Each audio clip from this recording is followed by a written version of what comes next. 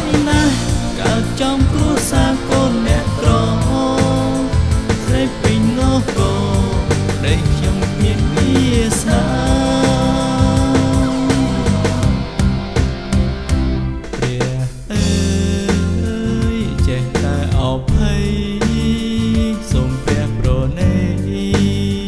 ជួយសហការសូមក្រុម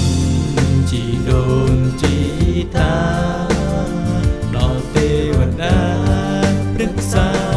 ខ្ញុំផង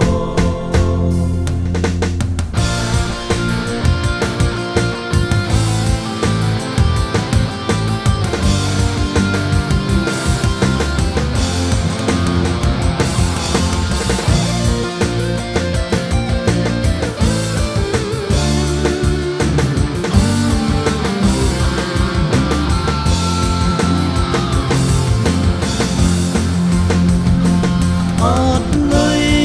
ក៏អត់សង្សារ